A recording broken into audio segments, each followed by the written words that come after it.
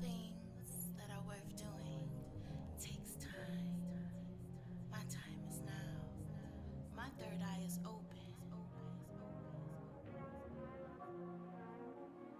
I flow in alignment now. Glow and enlighten my soul. So divine and I grow in divine time. Divine time. Divine time. 'Cause I I flow think our live stream is in the live. light. Patient and calm in the Looks like it's live. spirit. I take my time and align with it. I woke up blessed, got no time for stress. I let it go and I strive for best. I flow in alignment, my soul. So divine and I grow in alignment. I flow But in Tucci, divine. Flowing aligned, down with the tribe, gotta survive, gotta survive. Flowing aligned, down with the tribe, gotta survive, gotta survive. Flowing aligned, down with the tribe, gotta survive, gotta survive. I flow in for anyone that is curious, divine this is in fact our very own Dorothea, time, divine time. Miss Goddess Dorothea, as she is known on Instagrams, off of her EP, I believe is just released. Divine time is always on my side. I see how the universe conspires in my favor. I flow and align in divine time. Everything works out for me in the greater good of all things. I am one with my destiny. I only desire what's best for me. I am connected to a higher power, and the present moment is a gift to me. I'm tapped in like electricity. I am electromagnetic being charged with positive energy. I'm aware of this present moment, and I give thanks for all life. I am in the realm of cosmic awareness and walk in the light. I glow and enlighten in every room I walk in. I am the present moment. I am the beginning and the end. I choose what and who I become by my own actions. I am the author of my now. My past has no power over me unless I allow. I control the narrative of my future. That's why I let it go unless I learned a helpful lesson. Change begins within. Bliss is a place on earth. Heaven is a state of consciousness. Many are called, yet few are chosen to walk through these doors. My anointing runs deep and it overflows to bless every person attached to me. Spiritual boundaries protect me from all unworthy of access.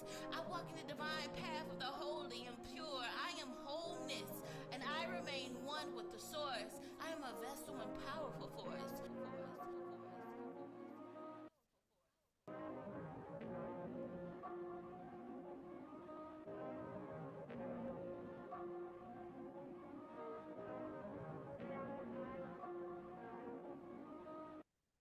You are welcome. All right. So, as I said, that was our very own Dorothea who came into the Zoom session right as the song was ending. It's always a pleasure to celebrate the work of everyone who is in the program. Um, Dorothea, that's from your EP that was recently released. Is that correct? That is correct. That is from my EP. It's a poetic and affirmation album. So there are 5 poems and 5 affirmation tracks. So yes, it's called The Goddess Awakens, and it's about awakening to the divine feminine within, which is connected to all of us, and the mother of all life that gives birth to everything we believe in, and just walking in your divine power. Excellent. And where might a person find that to either stream or download? You can stream it on all major platforms. So you can go to Spotify, Apple, Pandora, or YouTube. Also, if you want to directly contribute towards my project, you can go to goddessdorthea.bandcamp.com. That's goddess Dorothea, DORTHEA .bandcamp.com. Excellent. All right. So thank you for sharing that, Dorothea. And of course, tonight, this session is being recorded and live streamed. So anybody that is following along, make sure that you do check out Dorothea's work. And if you are curious to know more about our programs, you can always check out our website as well at dstilarts.org. That's dstlarts.org. And the reason why we're here tonight specifically is to actually go over the ideas or the concepts behind marketing and self-promotion.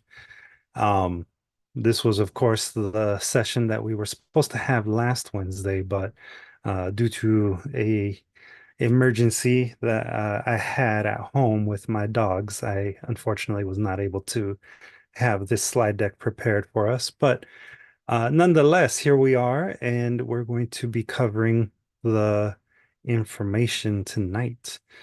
Um, and so, to kind of introduce anybody to who Distil Arts who hasn't maybe had the opportunity to know what we are a nonprofit arts mentorship organization that inspires, teaches, and hires emerging artists from underserved communities. The acronym in our name stands for Develop Skills and Transcend Limits Through the Arts. And specifically, we're the kind of organization that really wants to support our community in telling their stories as they see fit. Today is very much about storytelling and self-promotion. So it was nice that we had a little bit of that already going on at the very beginning. All of our programs include some element of storytelling, be it through publishing or through our podcast, our Art Block podcast. We, of course, also have Artistic Zine and Conchas y Café Zine, as well as Art Block Zine, which are all different venues for publishing work by emerging artists from across LA County, or in the case of Artistic Zine, across the country. Conchas y Café is also a bilingual creative writing workshop series that goes 15 weeks. Currently, it's at the tail end of its first semester, but the next semester of classes starts in January. And specifically, the program that is offering tonight's seminar is our Poet Artist Development Program. To review briefly, for those of you joining in on Zoom, our wonderful mentees, last time that we had our professional development seminar, we talked about project development, specifically artist projects and how to develop one of those. And we did discuss the fact that artist projects can look differently based on what your business plan is. It could be an individual product, or a service, such as a workshop series that you might be planning. And the way to go about that, to begin planning, is to obviously define your goals and then establish your assets or your resources and the things that you need. And it's very important to remember that there are three types of resources: time, people, and finances. So when developing your particular artist projects, remember to consider all of these things. And specifically, it's important to remember that a budget is a moral document. So as you begin planning the finances and really taking assessment of your various resources that you have available to you, it's important that you account for all of your expenses, especially your time, because your time is worth something. It is valuable. And if this is going to be a career for you, then I also suggest including your overhead costs, things like your internet bill, your rent, your utilities. All of those things are things that do have an impact on your ability to create an artist project. Evaluation is always a part of that as well. And we did cover, different sort of techniques that you can use to evaluate your work. But again, financing is going to be probably the biggest concern that you might have. We did cover how to budget, and you were provided with a sample budget and a template for creating your own working organizational budget as a business owner. And there's different ways in which you could finance a project. It would always be, important to look at things like artist grants and fellowships. That's always a way to fund a project. There's, of course, the fees that you would collect from either, attending, having people attend a workshop that you host, or you maybe even doing like a speaking engagement, that kind of thing. And then, of course, product pre-orders. Like if you're doing a book, you want people to pre-order that book, that'll help you offset some of the costs associated with printing a book. And then crowdfunding. We did touch on it very briefly last time. But one of the things that we did mention was that a successful crowdfunding campaign happens through active engagement with your audience or followers. And that does bring us to tonight's session, which is again about marketing and self-promotion. These are some very important tools that we have available to us as business owners, as working artists. And really, in the end, it comes down to what Ryan Lilly, this American business incubation professional, has been quoted as saying. Corporate and personal branding both require storytelling to be captivating. Stories provide context, meaning, and the opportunity for relationship. So, what does this particular quote say to you, our wonderful mentees attending tonight? How do you interpret this particular quote?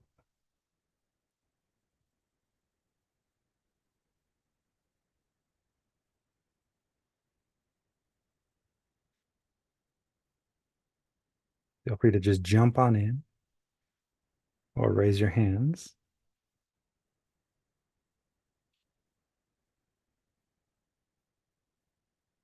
Any ideas of what he means by corporate and personal branding requires storytelling to be captivating? Thank you, Mojde. Mojde writes, stories are about wording facts. Jamie adds, I think it means you need human stories incorporated into branding to feel relatable to a wider audience. Yes. Very good. Because you are selling to other humans. Right, exactly.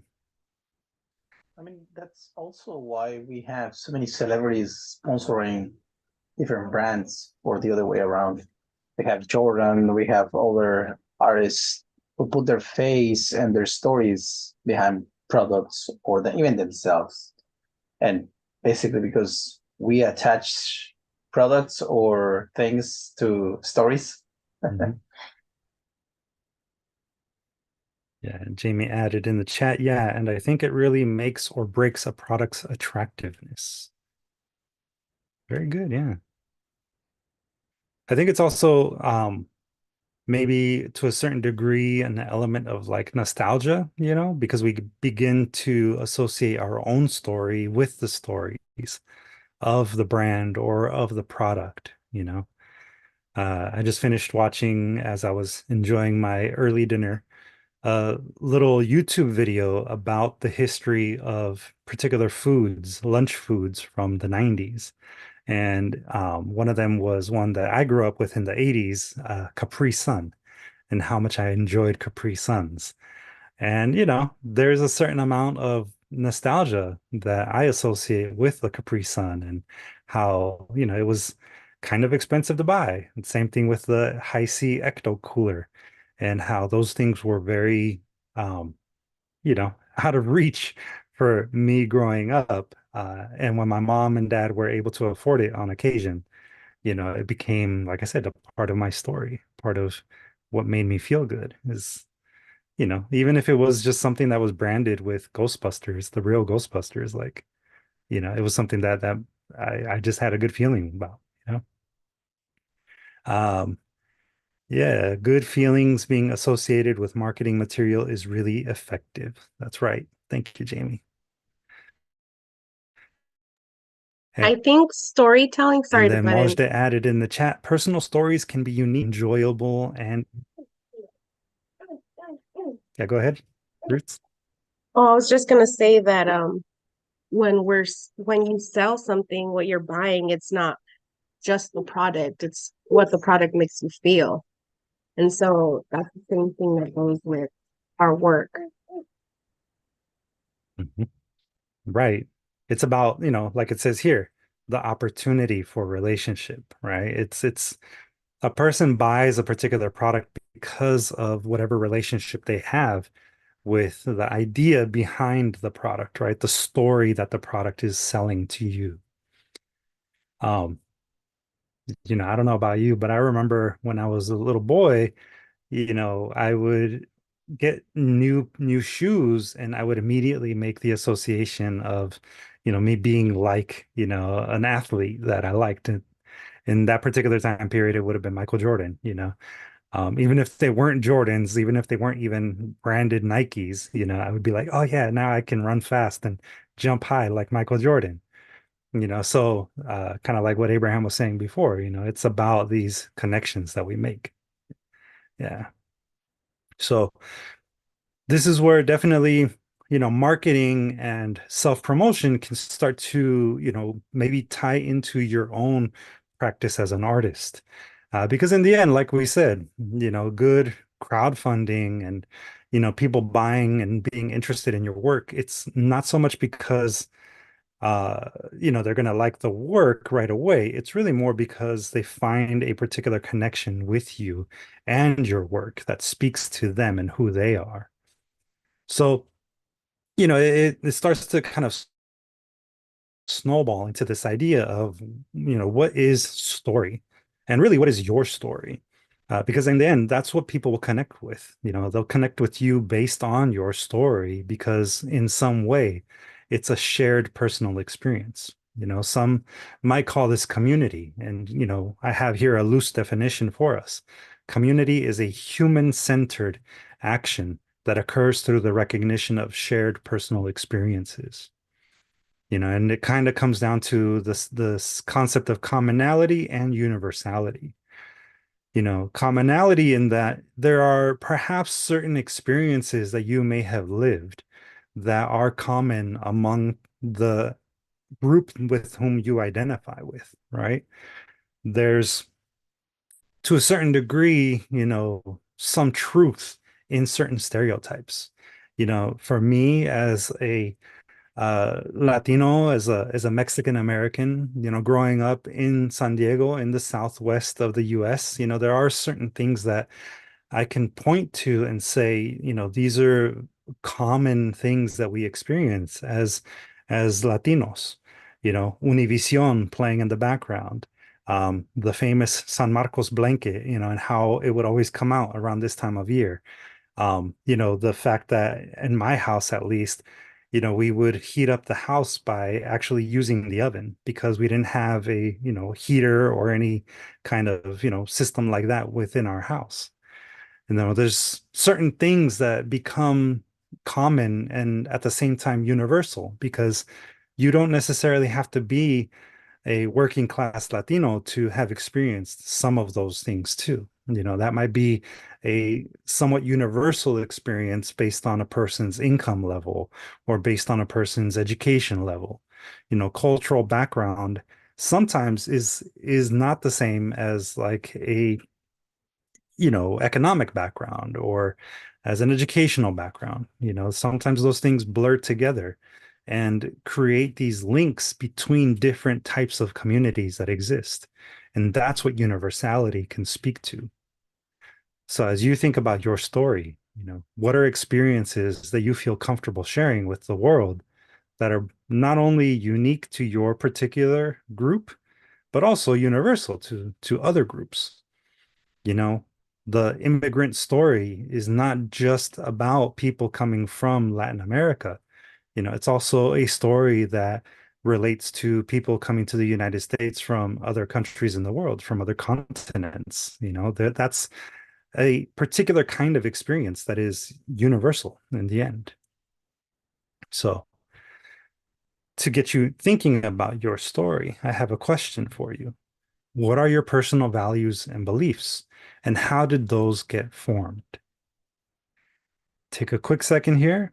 Feel free to add any of these things in the chat now, but this might be a good opportunity for you to start writing down some of these things that you would want to articulate, whether that be on your social media or just even for yourself later when you're developing your business plan. So I'll give you like about 2 minutes right now And just write down a couple of key phrases or words that reflect your personal values and beliefs, and maybe what got you to believe in those things, be it family, personal experience, you know, school, education.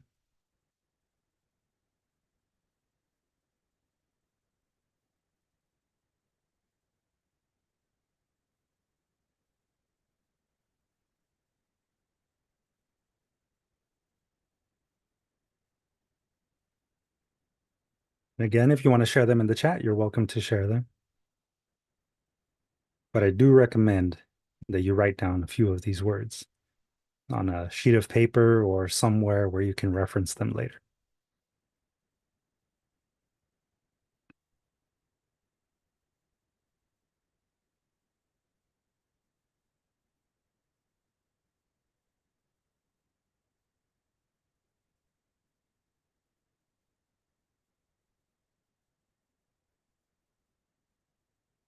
I'll give y'all one more minute.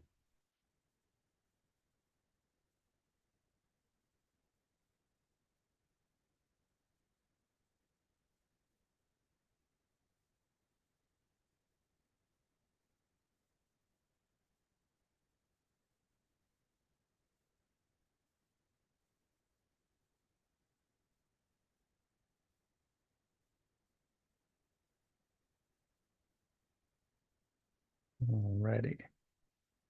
So again, if you want to share some in the chat, you're welcome to do so. For the sake of time, though, we're going to continue on. But again, make sure that you do keep these handy because it will really help to reference them later. Thank you, Abraham, for sharing. Change the world for the better by looking at the shit show that it is. Excellent. And Mojde added, gave my hands to the hands of winds, saw my lips, lips, I guess, with you. I think there might be some typos there, but your smiles, with your smiles. Okay. Thank you, Mojde. Okay. So yeah, so it's a nice little phrase there that Mojde came up with. Abraham, nice and direct. I like it. So again, what is story? Well, the idea that you can create community, and maybe even some kind of like nurturing environment within a particular space does come down to the same thing that I just read to you, right? Community is a human-centered action that occurs through the recognition of shared personal experiences. Where the first one, we were talking about things that are human-centered and shared personal experiences. Action and recognition are also really important parts of creating community and telling your story. Because in the end, part of what social media and all marketing attempts to do is that it attempts to give people a space to build a relationship with you, right? So not only do you have to build it, but you also have to maintain it. You have to nurture it. So as you're thinking about a marketing strategy or a social media strategy, you want to kind of ask yourself, how do your actions nurture your ability to cultivate relationships? And by actions, it's not just, the things that you post and who you post it to or with or who you tag. It's also, the content that you post, right? And it's the type of stories that you're encouraging people to share with you. Reciprocity is difficult on certain social media platforms, but if you're inviting people to comment, on say like I don't know, an Instagram post, that comment, that invitation to comment should be something that you are hopefully engaging with later too. Replying to comments helps to create this sense of reciprocity. It creates that sense of like you're not just putting stuff out there for people to consume. You're putting it out there because you want to have a relationship with your audience. It's also useful to remember that a lot of times this is curated, right? So technology allows you to pick and choose and curate your story. You don't have to share every single part of your life. In fact, that is probably not a good idea. On social media, especially, you want to be very deliberate about the purpose for sharing something. So you curate it so that it does create relationships and those opportunities to build a relationship. But it's also really important to remember that as you post something, especially as a working artist, you're essentially functioning as a business. And so you'd want your posts to articulate your values as an individual and as a brand. This is where, it kind of starts to blur the line as independent artists. And yes, you can post until you get a movie deal, Abraham. But yeah, unmonitored Twitter accounts are dangerous. Um, and that is obviously something that we will address, the prevalence of bots and, spam accounts and that kind of thing. They don't help the argument in favor of social media, but that doesn't necessarily mean that social media isn't a tool for you as an individual, as an artist, as a working professional. But again, it's really important to understand that we're talking about you not just as an individual, but also as a brand, right? So as you think about your personal values, it's also important to think about your brand's values, your brand's goals, and also your mission. And just like with the personal values, take a quick minute and write down a couple of words. But if you're struggling with that, consider this: the overlap between your personal values and beliefs and your brand values and goals, that is ultimately what your mission and your organizational story will be. These two kind of independent areas will overlap as working artists. As independent artists, in the end, what people are buying is kind of like a portion of us, right? They're buying something that we create with our own, vulnerabilities, with our own creativity. And, people connect to it because it's our unique story that we're telling and that we're presenting to the world. And at the same time, it's that kind of story that makes up the values of our brand, right? And obviously, our brand can have certain kinds of goals, like creating work that is exceptional, right? That would be a goal of our brand. It could also be that we have a goal of serving underserved populations, right? That would be a goal. And that would be something that would be informed by our personal value of maybe equality and equity. So, take a quick minute here to maybe create your own Venn diagram on a separate sheet of paper, right? Um, Kind of trace this and see what you come up with. See what are the things that are overlapping in both areas. Um, I like what Mojda says in the chat there. We're selling our life minute by minute. In a way, yes. Chapter by chapter. So again, I'll give you like about a minute or two to maybe flesh out your brand values and goals. But by no means should you expect to have your organizational mission and story ready for, sharing yet. This is just a primer. This is a way for you to get started on creating that for yourself.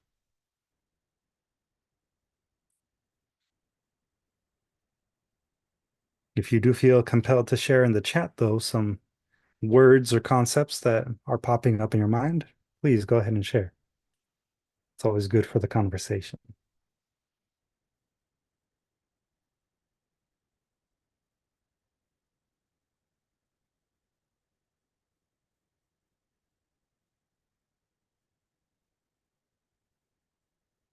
And for our people joining in on Instagram Live or on the other live streams, you're welcome to also share in the comments some of your thoughts on anything that I present, as well as questions.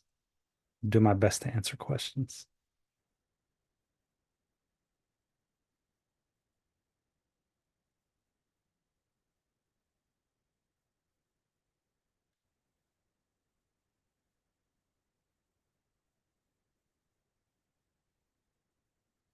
Right. And I'm gonna give everybody one more minute here to jot down their thoughts.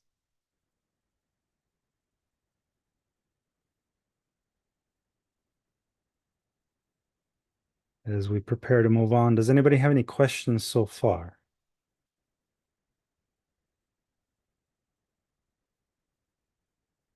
No? All right. I don't see any hands, so we'll go ahead and move on. So one of these things that we are going to revisit a few times is the concept of design thinking. And this is where the Venn diagram kind of, comes in. That is one of the tools that we can use in design thinking. Design thinking itself is a process for creative problem solving. And one of the approaches that a person could take when talking about design thinking is to break it down into three overlapping concepts: desirability, feasibility, and viability. And the thing that I personally like about design thinking is that it's generally defined as a human-centered, non-linear process.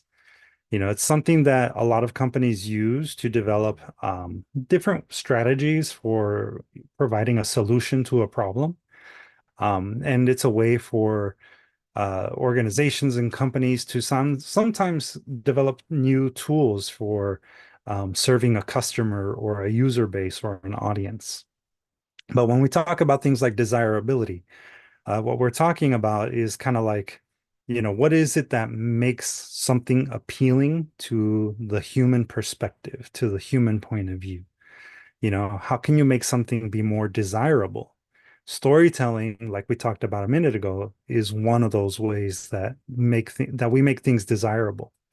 Those celebrity endorsements, you know, maybe, branding jargon that makes a person feel like, oh, this is the latest and greatest technology since sliced bread, when in fact it might not be the latest and greatest. So that kind of element of storytelling is where desirability can come in.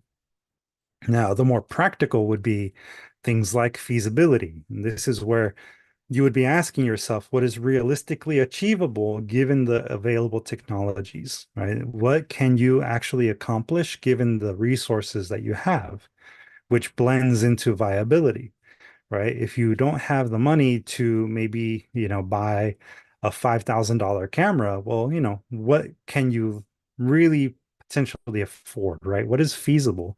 And what can you actually do with maybe a camera that is $1,000? Is it the same thing? Is it cost effective? And is it sustainable?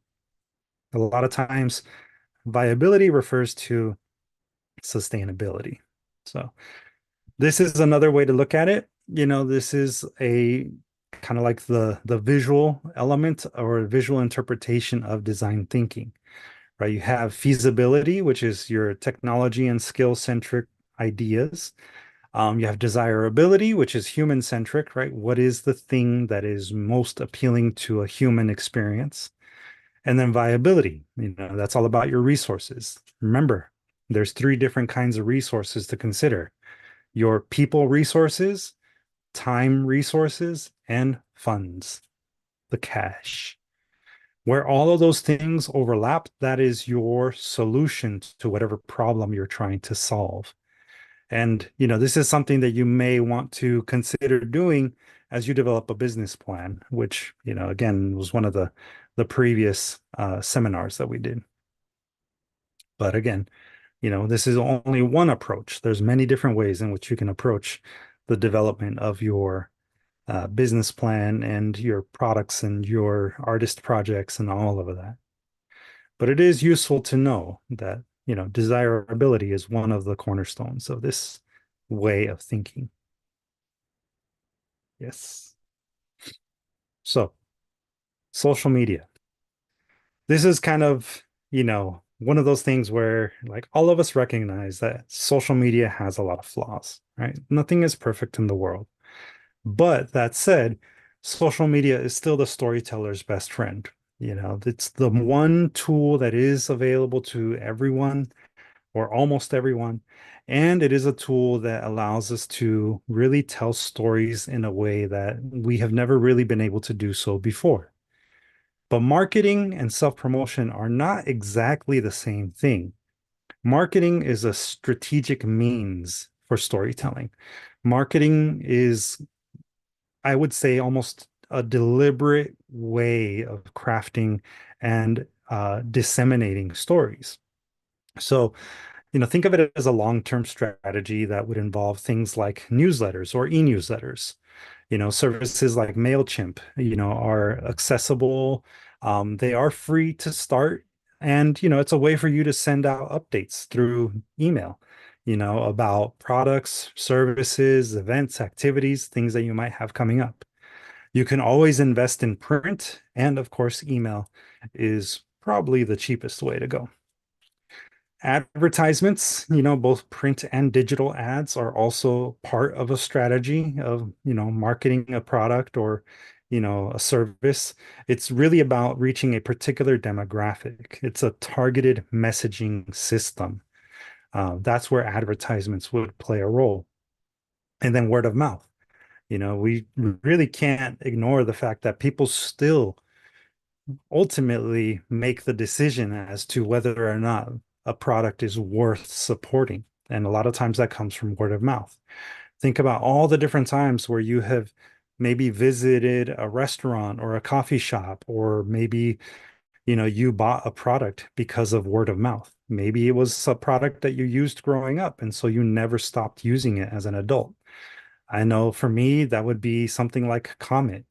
I never questioned it. Just Comet, the powdered dish soap is something that I've used since I was little, and something I'll always probably use until the end, Um, or like Fabuloso, Fabuloso is maybe not the best detergent out there, but it's the detergent that I grew up smelling. And so, that's going to be the detergent that I continue to use. So, word of mouth, it can definitely have a long-lasting impact on a marketing strategy. Self-promotion, on the other hand, is your ability to tell a story. So it's a crafted story that is used to sell either an image or an idea of a brand. It can also be just a brand that it's attempting to sell. And also it tries to, sell us on the purpose of a product. It is deliberate, and it is a very curated thing as well. And it's also something that is really designed to reinforce the identity of a brand. That's how that self-promotion, storytelling kind of apparatus works, right? It's all about increasing your brand's desirability. From a human point of view, what are you doing to make people want your product, want the image of, XYZ brand? How are they aligning with that? That is a question to ask yourself. It's also really good as a person who is, exploring using social media and other marketing tools as a way to tell their brand's story. It's good for you to ask yourself this question, when it comes to socializing, are you more introverted or extroverted? And this actually does play a role in how you engage on social media specifically. Now, here are some fun facts. This is the latest information from Sprout Social. That is a website that collects data across all social media platforms. Of course, these are the top four, right? These are maybe the most popular ones. X, aka Twitter. Honestly, I don't know anybody that calls it X without calling it Twitter at the same time. And then there's, of course, TikTok, Facebook, and Instagram. And if we look here, we'll start to notice some interesting kind of, what do we call it? Some interesting data when it comes to all of these social media platforms. Now, I'm making this bigger so we can see it as best as possible here. But if you notice, Twitter's largest age group, the most engaged age group, is between the ages of 18 and 29 years old. That's 42% of their users. The second largest age group, is the 30 to 49-year-olds. And that's 27%. That is, if you actually add that up, 69% of all users on Twitter, aka X. They are between the ages of 18 and 49. And it's predominantly men. There are more men active on Twitter than there are women. We're talking about 61%, 61.3% versus 34.1. With everything that's happened with the acquisition of Twitter by Elon Musk, there was a moment there where people were starting to abandon ship. But according to Sprout Social, they really haven't actually lost that many users. In fact, they've stayed more or less the same. Granted, that might mean that there are maybe more bots, more fake accounts. But either way, it has stayed relatively the same. And they've also, this is also self-reported information, so maybe take it with a grain of salt. But according to the data that's been presented, about 33% of the users on Twitter are college educated and earn 75,000 a year. Now, that may not mean a whole lot to you at this moment, but once you start thinking about how you want to price your merchandise, this gives you a good sense of who is on Twitter and how much money they might actually have available to them. Keep in mind that in certain places, $75,000 is just kind of getting by, like in LA County. You're probably comfortable, maybe don't have a ton of expendable, money, but in other places in the world, that's a pretty decent amount of money that you're bringing in. TikTok is by far the most popular among pretty much everybody. People spend about 45 minutes a day on TikTok. And we're talking about a user base that is 36.2% between the ages of 18 and 24, and 32.9% between the ages of 25 and 34. So a similar overlap with Twitter. We do have more women on TikTok than men on TikTok. But yeah, 45 minutes a day. More people are on TikTok for a longer period of time than pretty much any other social media platform. And that's actually down from almost an hour and a half last year. When we did this presentation last year, according to the data, people were spending almost 90 minutes a day on TikTok. So it has dropped by half, but that's still the highest amount of time spent on a single social media site. Facebook and Instagram are kind of like the OGs of this now. Yeah, you really got to make that TikTok, but we'll talk about that in a moment. Facebook and Instagram, again, these are kind of like the OGs of the social media realm. Facebook has still a very active user base, predominantly men, which is kind of interesting to me. There's more men who are on Facebook, 56% versus 44% females. And then the actual largest age group is the 25 to 34-year-olds. And even within this, it's way more men. If I remember correctly, this 29.9% breaks down to something kind of ridiculous, like 17% of these people. 17% of this number is men, and then the remaining 12% is women. So it is a lot more of a male-dominated space, Facebook. And again, these men are spending about half an hour a day on TikTok. Instagram is the one that is maybe closer to parity. You have 48.2% of women and 51.8% of men in terms of the gender breakdown of their active users. And their two age groups that are the most active are also millennials.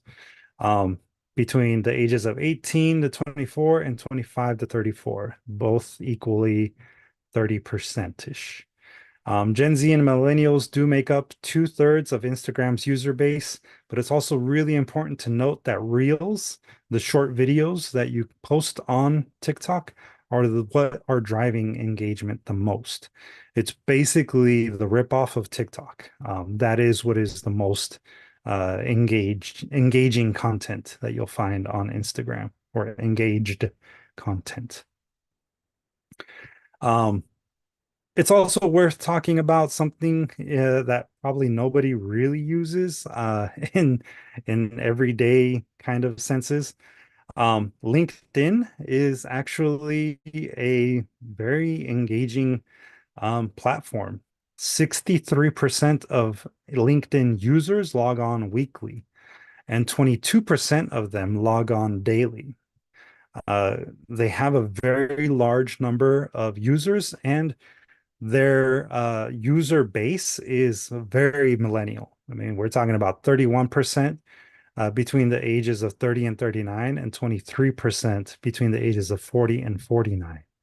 Of course, this is a space that is primarily professionals, and it is more for business to business. So if you are working as like a consultant, if you're offering like, say, copywriting or copy editing services as writers, this is probably going to be the place where you go and you know, get gigs for the professionals in the world. And it is a very high earning space. People who are on LinkedIn make a significant amount of money. Usually it's because they're, you know, doing work for larger corporations. So it's very much more like a corporate centric or business centric platform. Pinterest has actually changed since the last time we did this research. Pinterest's largest age group is now millennials, ages 25 to 34. And this hasn't changed. You know, it's still predominantly women. It's 76.2% women. The average amount of time that women are spending on there, or men, the small amount of men, is 14 minutes per day. So it's not a lot. But approximately 70% of the users on Pinterest use it to research products. So if you're selling a product and people want to know about it, they're probably going to use Pinterest as a way to do research on it to see if it's any good. It's also really worth noting that 45% of their users have a household income of over $100,000 a year.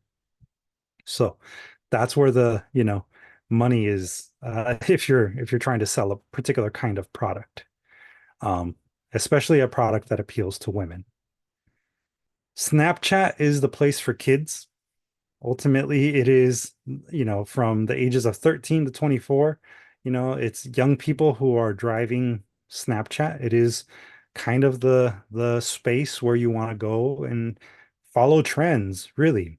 You know, these 13 to 17-year-olds and 18 to 24-year-olds spend about half an hour a day on Snapchat. And it's definitely the space where you want to go and follow trends as they develop. It's going to be cool on Snapchat before it becomes cool on TikTok. And then I think it's really important to also know that over 70% of all internet users access YouTube on a regular basis. YouTube is not something that we would necessarily consider a social media platform, but I think it's worth noting that a lot of people use YouTube on a regular basis.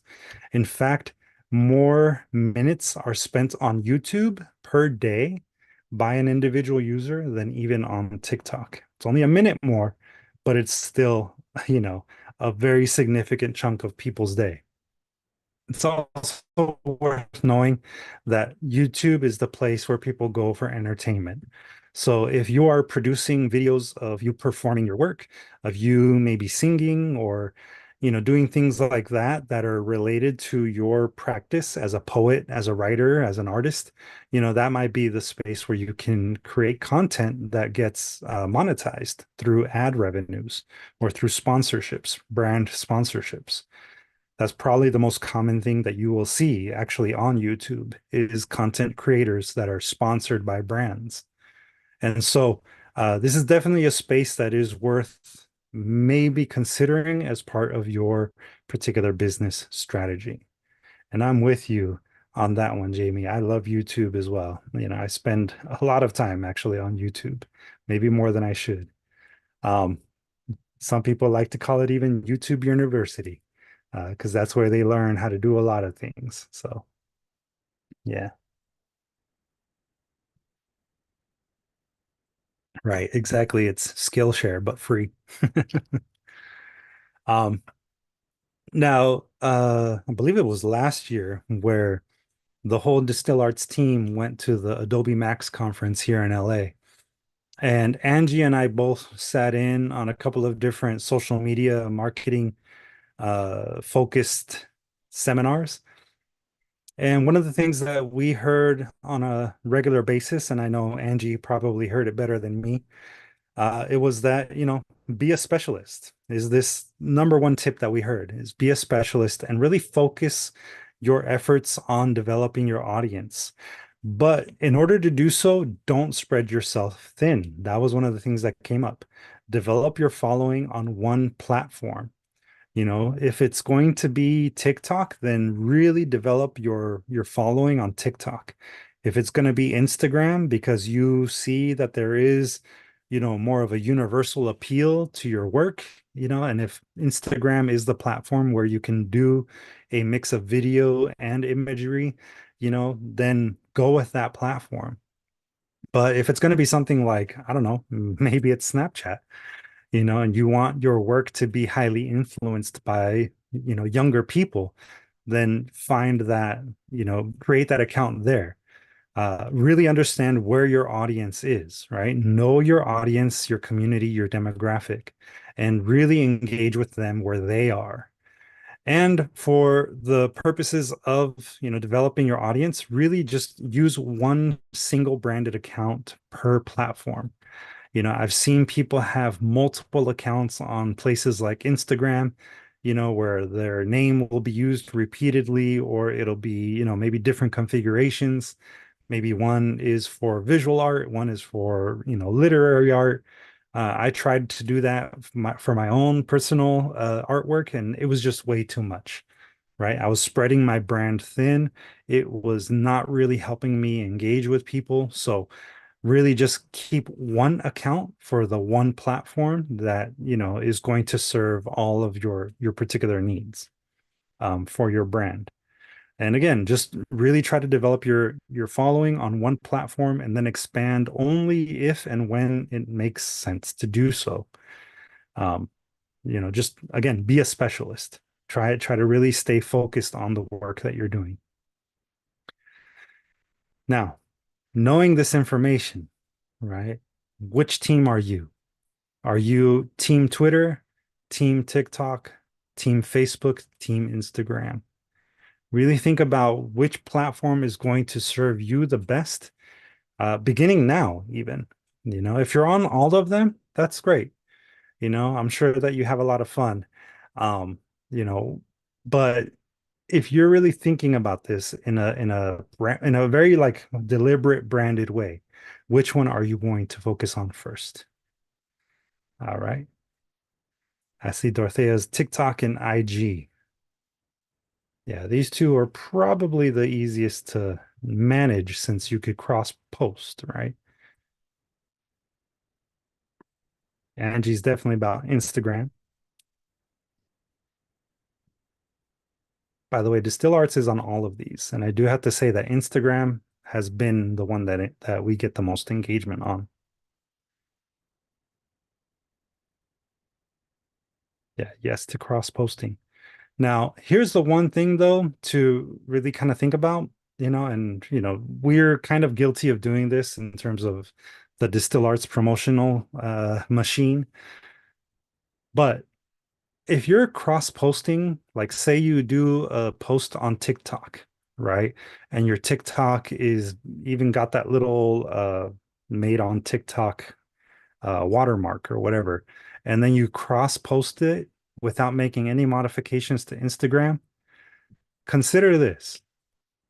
Is the content that you're posting on TikTok going to have any, specific purpose on Instagram aside from just being the same exact thing, the same repeated thing?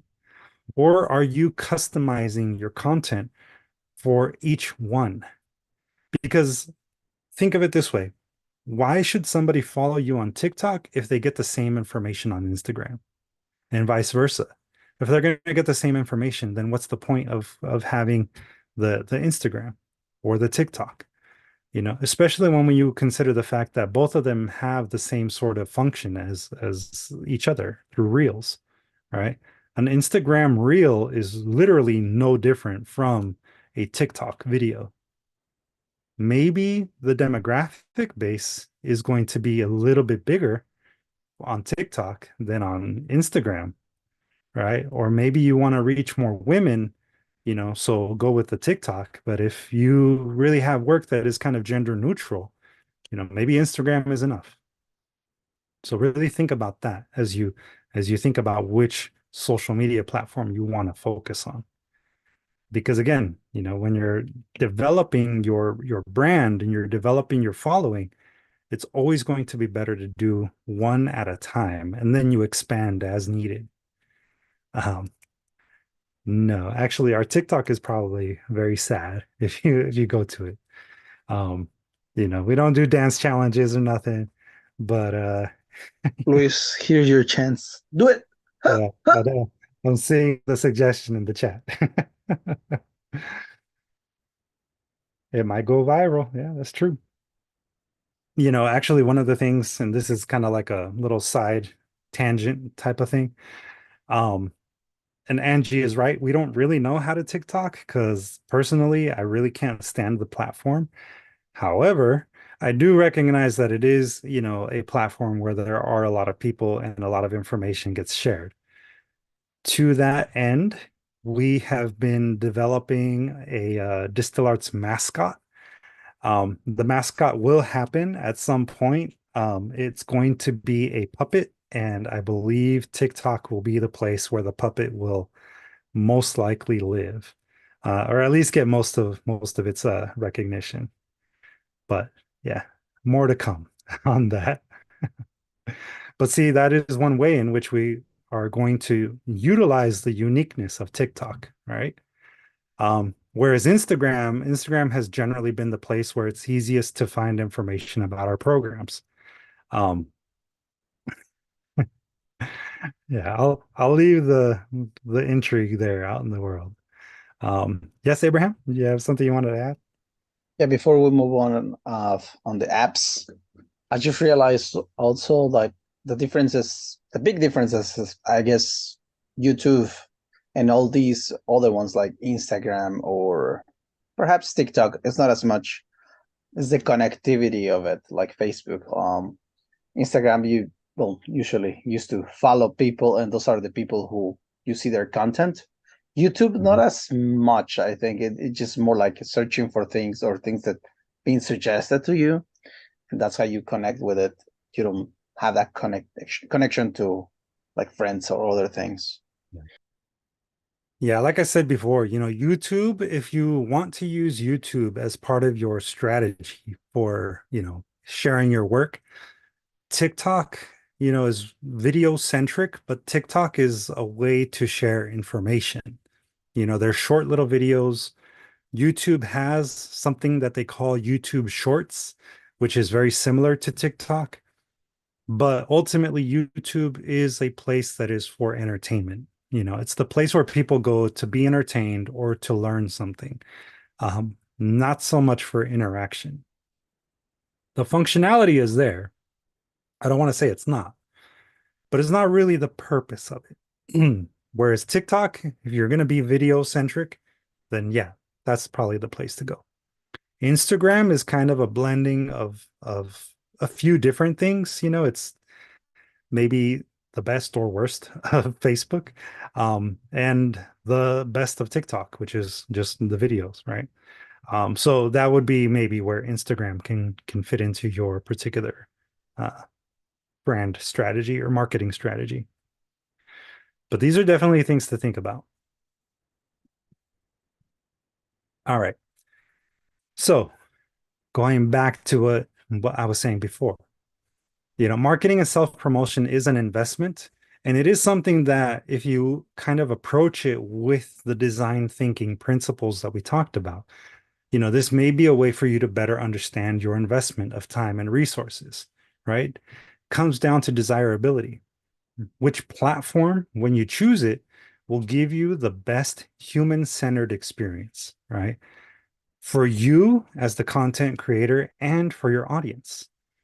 Right. Again, think about the way in which all of these are designed to interact with an audience. Just like with what we were just saying about YouTube. YouTube has the functionality of leaving comments and interacting with your audience that way, but it's really not in a space where people can kind of have conversations. It's not a space where you can build relationships in the same way that you might on, say, TikTok or Instagram or even Facebook still, you know. So, which one is going to be the most human-centered experience for you and your personal way of telling a story, right? And it's also really important that when you tell your story, you do it in a way that shows off your brand's values and what you have to offer, right? That is the real reason why you're going to be doing any kind of marketing and self-promotion. It's to show off your values and what it is that you have to offer to the world. Feasibility and viability kind of blend together when it comes to this, but it is about how are you going to allocate your resources. Remember, time is a resource and time is limited. Cash, money on hand is a resource, and that will always be limited, to whatever extent it is, but especially time. So, how are you going to invest your time into something that is going to be profitable for you long term? You really do have to understand that this is a long-term investment. Any type of marketing or social media strategy that you're planning is going to have some sort of long-term effect. And if you can build into that, kind of like future-proofing it, things that you can add on later, like the ability to sell stuff through a web store. If you can connect a web store to your Instagram or to your TikTok, that's going to be a way for you to be able to make an actual, income, a passive income, maybe, but it's still a way for you to have an income through one of these platforms. Not all of them have that. Twitter is not designed to be that type of platform. You can share links and you can always get people to maybe, uh, purchase something by visiting the website outside of Twitter. But if you're more of, or X, thank you, Angie.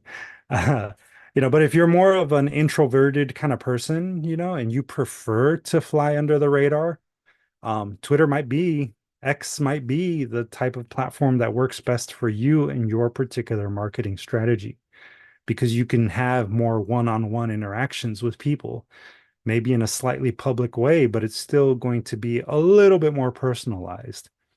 There are other platforms like Mastodon and Substack where you can create basically what is a listserv. It's a way or a space where you can curate content, share it with a specific few people who subscribe to your listserv. But that's also a way, like another way of approaching, like, say, a newsletter. If you're collecting emails through a website, you can always use a newsletter as your way of telling your story and interacting with people through email. So really think about which one is going to be the best one for you and your style of, interaction with people. It really is useful to ask yourself some of those questions. There's also, some of the tools that have been pretty successful for DSTL Arts. MailChimp was one that I mentioned earlier. It's a newsletter platform that has web and social media integration. It also integrates to our submittable page, so every time a person submits a piece of writing or artwork to be featured in one of our zines, MailChimp collects the email and it allows us to send out a newsletter periodically, giving updates and inviting people to events and that kind of thing. It is a free service up to 500 contacts and 1,000 monthly emails. Um, if you pay for the added service, right, the paid plans, they actually give you access to a scheduler for social media. So if you want to maybe avoid the doom scrolling that could happen through TikTok and Instagram and Facebook and all of the social media sites, you can schedule your social media posts in advance if you pay for the service through MailChimp. Obviously, paying for the service also increases how many emails you can send out in a month and the number of contacts. And it also gives you e-commerce integration. So if you have a website that has a web store, you can actually integrate it in certain, platforms. You can integrate it with MailChimp. So that is a very useful tool for you. Um, Canva is one that is out there in the world that is free. It, as far as I understand, the free version is limited to static graphics only, so things that you can print or post as single images. It doesn't include video, animation, or motion graphics. But if you pay for the slightly more professional version of it, it starts at $14.99 a month. And it does give you some simple, drag and drop kind of tools to create graphics for all different types of social media, and some AI generated graphics as well. It is an app that you can use on pretty much any smart device, whether it be a tablet, smartphone, and of course, they have a website too. By preference, though, personally, I would recommend Adobe Express. Adobe Express is part of the full Adobe suite of services, apps, that kind of thing. You can get a single Adobe Express subscription that starts at $9.99 a month. The free version, though, if you want to do the free version, it does give you a limited amount of cloud-based storage, but it does include video and photo editing tools with, I think it's like 25 credits for creating AI generated content. So that's a month per month. And like I said, the paid version starts at $9.99 a month, and it gives you also the ability to schedule posts for your social media accounts, and it also gives you access to Adobe Photoshop Express, which is kind of a simplified version of Adobe Photoshop, but it is Adobe Photoshop nonetheless. And it does give you, some more heavier duty, we'll call it, graphics design software capabilities. So those would be ones that I would recommend. And to actually give you a sense of, what those particular websites look like, if you're not familiar, this is what MailChimp's website looks like. Again, you can do it for free. There is a free version of this particular service up to 500 contacts in your email list, and also up to 1,000 emails that you can send out. So you get a lot of different things that help you with understanding the effectiveness of your marketing. If you go here under pricing for MailChimp, you will see the different tiers of service that they have. The first level is $13 a month, the essentials, but you do have a free option that is free until you meet these thresholds of 1,000 emails sent and 500 contacts. If you go over 500 people in your email list, then immediately you get bumped up to the essentials. But you get a lot of good stuff out of this one. Canva is the other one that you may have seen ads for. This is the other one that I mentioned. I have used Canva in the past. It's not terrible. It's actually pretty good and pretty easy to use. There are a lot of templates that you can just kind of pick up and modify as you need. And again, there is a free version here. No experience required, as they say. But depending on which one you go with, I don't believe you get video editing out of the free version. That's at least my understanding. And the DSTL Arts website right here is a place where you can go and actually find out more about the Adobe software. We are sponsored in a sense by Adobe. We are affiliates. So if you go to our website, go to donate and support, click on that. It'll bring you to this page here where you'll see the donation and then here the different ways in which you can support DSTL Arts, which includes purchasing a Creative Cloud account through clicking on these little icons here, these little banners. This is for the full Adobe Creative Cloud. So if you want to get all of the apps, that's one particular thing that you can do. You can get just Adobe Photoshop. There's a photography specific one that includes Photoshop and Lightroom for, I believe it's $20 a month. And then here is Adobe Express. This is the one that I was talking about just now. If you click on Adobe Express there, it takes you to the Adobe Express page, and it gives you a bit more information about how you can use it.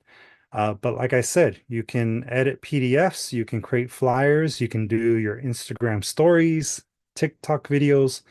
And if you pay for the $9.99 a month subscription, you can even build logos and also create branded, what they call a brand kit, where you have, your logo always placed on your images.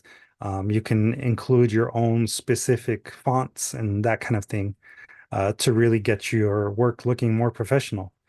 And again, you can also get access to their AI app, which is called Adobe Firefly.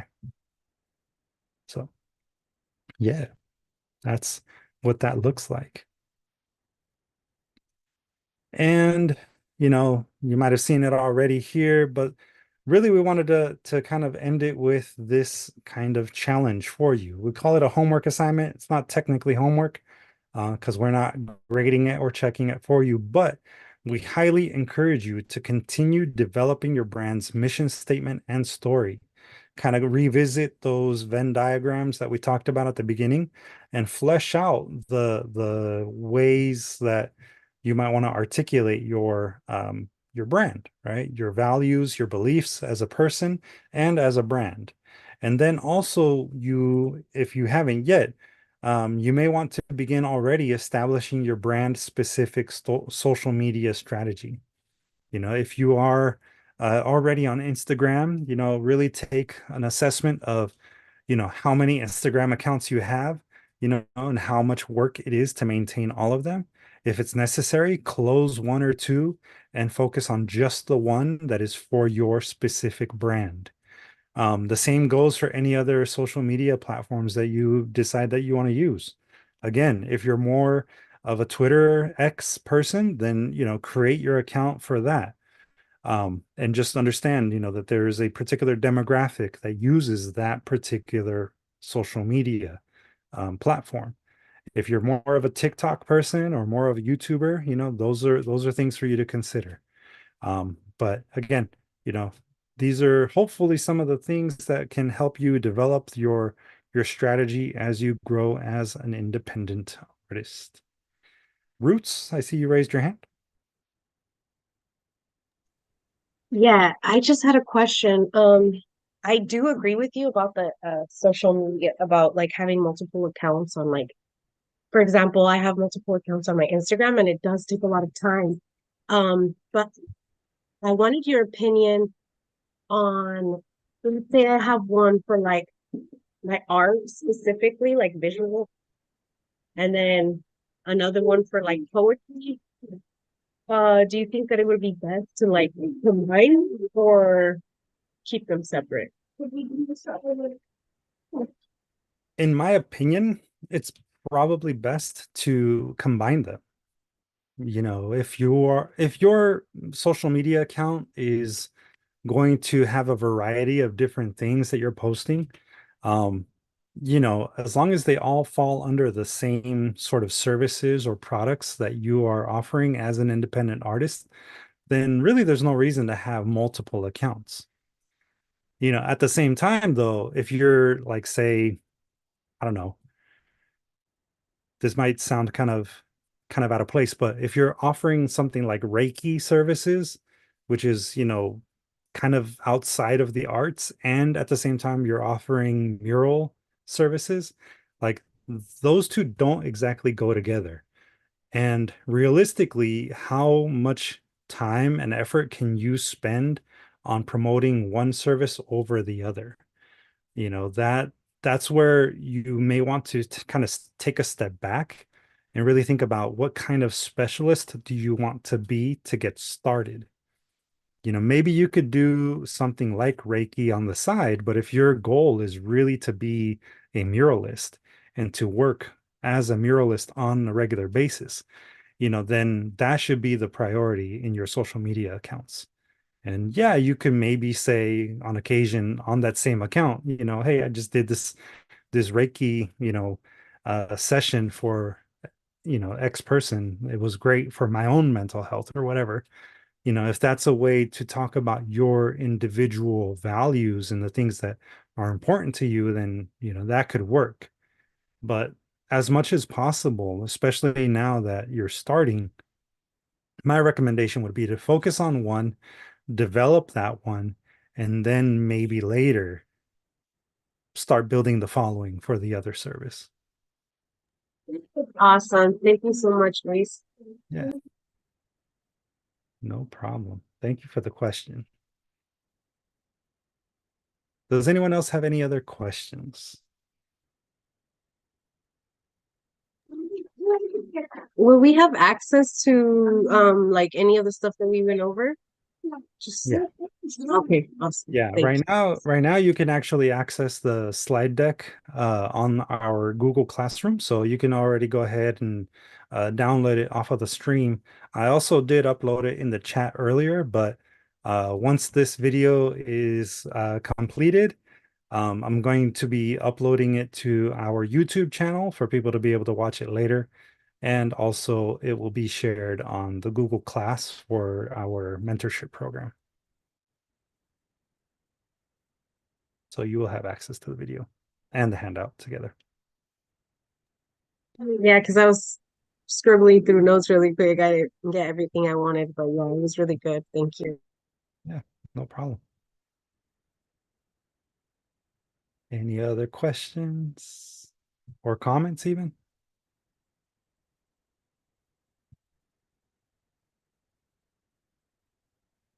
And for anybody following along on our live stream or on Instagram Live right now, you can always find out more about our programs, all of our different programs at our website, distillarts.org. You can also follow us on all the major social media using @distillarts. Like I said, our most active one is definitely going to be our Instagram. But you can always reach out to us directly if you have any other questions. Our email addresses are here on the handout as well. It's just our first name @distillarts.org. And yeah, we just are here for really to support all of you as artists. Yeah, we're team Instagram mostly here at Distill Arts, but for the people that are curious, we are going to be developing a bigger strategy in TikTok. So do follow us on TikTok using @DistillArts. Beginning the new year, we're going to have some fresh content. Even actually this month, we're going to have some new fresh content going on. Luis is gonna start dancing. Maybe, maybe not. I can neither confirm nor deny. Okay, perhaps I'm gonna start singing. He's gonna start serenading everybody. Puro peso pluma. Hoy nomás con su pinche corrido pesado. Exactly. All right, everyone. So if there are no further questions or comments, then we'll go ahead and leave it at that. Thank you, everyone, for joining us tonight. I really appreciate you all listening attentively. Again, if you have any questions or anything about our programs, feel free to reach out. For those of you in our Poet Artist Development Program, like I said, we are here for you. You are our priority. We want your professional careers as artists to flourish. So we're definitely here to support that. And as a little friendly reminder, next week we're going to have a slightly more informal session. So there will be no, feedback sessions on your individual manuscripts, but we are going to be dedicating our time to having a discussion with you about our future programs. We want your ideas for topics that we'd like to, that you might like us to explore with you, and some other things that can help us potentially improve our programs. So that's generally speaking what we're going to cover next week. But I do appreciate you all being here for tonight's session, and to everyone on our Instagram Live, thank you for joining in. And that's it. Thank you, everybody. Hope you all have a good night. Take care. Buenas noches, everyone. Blessings. Igualmente. Night and night.